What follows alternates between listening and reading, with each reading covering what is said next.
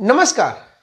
Everything is about judgment, and this thing is also applicable in learning English from zero. How? Let's see. એક વાક્ય છે અથવા એક પરિસ્થિતિ છે. જ્યારે મેં તેને ફોન કર્યો,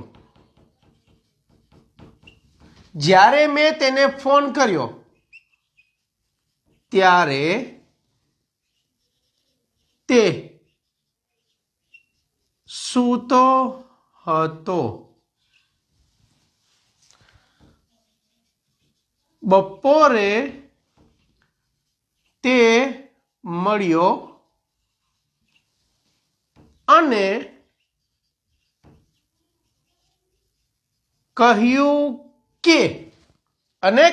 કે તે સાંજે આવશે. What is this? I think you are right. This is Gujarati. પણ ગુજરાતીની અંદર જુઓ, જ્યારે મેં તેને ફોન કર્યો, સિચ્યુએશન થઈ, એક પરિસ્થિતિ થઈ, ફોન કર્યો, સાદો ભૂતકાળ, ત્યારે તે સૂતો હતો, ચાલુ ભૂતકાળ. પરિસ્થિતિ એક વાસ્તવિક કહેવાય તોય ઠીક છે, એક ડ્રામેટિક કહેવાય તોય ઠીક છે.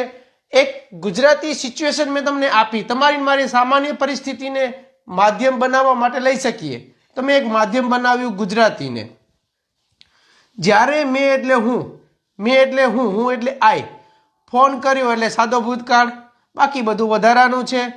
ત્યારે તે એટલે હી, સૂતો હતો, ચાલુ ભૂતકાળ, એટલે આમાં ચાલુ ભૂતકાળની વાક્ય રચના લગાડવી પડે. સાદો ભૂતકાળ, ચાલુ ભૂતકાળ, કરેક્ટ. બપોરે તે મળ્યો એટલે હી આવે, મળ્યો એટલે સાદો ભૂતકાળ, અને એટલે એન્ડ, કહ્યું એટલે ટોલ્ડ આવે, ફરીથી સાદો ભૂતકાળ. શું કહ્યું ભાઈએ? ભાઈ સાંજે આવશે એટલે ભવિષ્યકાળ બને છે. સાદી વસ્તુ સરળ ભાષામાં કહીએ તો આવશે એટલે સાદો ભવિષ્યકાળ. ઓકે, હવે સાંજની વાત કરીએ. આ બપોરની કે સવારની પરિસ્થિતિ થઈ ગઈ. હવે સાંજની વાત કરીએ. ચાલો. હું તેને કોલ કરી રહ્યો છું. હું તેને કોલ કરી રહ્યો છું એટલે આપણે સાદી ભાષામાં એમ નથી બોલતા. આપણે શુદ્ધ ગુજરાતીમાં શું બોલીએ? હું તેને ફોન કરું છું, ફોન કરી રહ્યો છું. એ વાસ્તવિક સાચું ગુજરાતી છે, પણ આપણે રહ્યો બોલતા જ નથી. આપણે શું બોલીએ? હું તેને ફોન કરું છું, પણ તે ફોન ઉપાડતો નથી. ક્યારે નથી ઉપાડતો? અત્યારે એટલે હાલની પરિસ્થિતિમાં એ ક્રિયા ચાલુ થઈ ગઈ ને. You are calling, he is not responding, you are calling, he is not responding. બરાબર? તે ફોન ઉપાડતો નથી.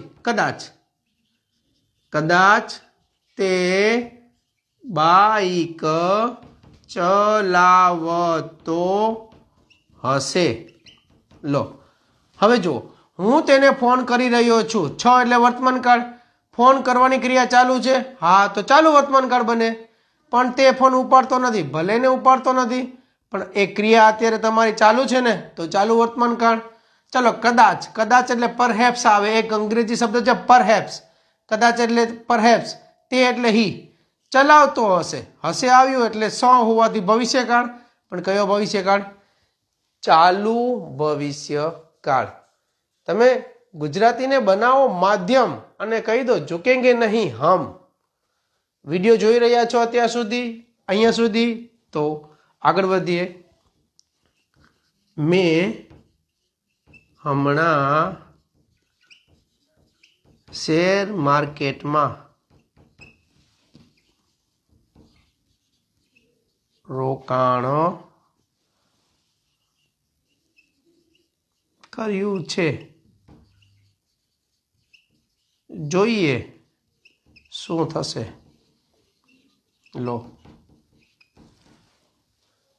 મેં હમણાં શેર માર્કેટમાં રોકાણ કર્યું છે. અહીંયા પૂર્ણ વર્તમાનકાળ બને છે. જોઈએ શું થશે. Let's see what happen, what will happen. My dear members, ગુજરાતીને બનાવો તમારું માધ્યમ અને કહી દો કે ઝુકેંગે નહીં હમ. કારણ કે અંગ્રેજી શીખવું સરળ છે. કેમ? બસ સમજી જાઓ ગેમ.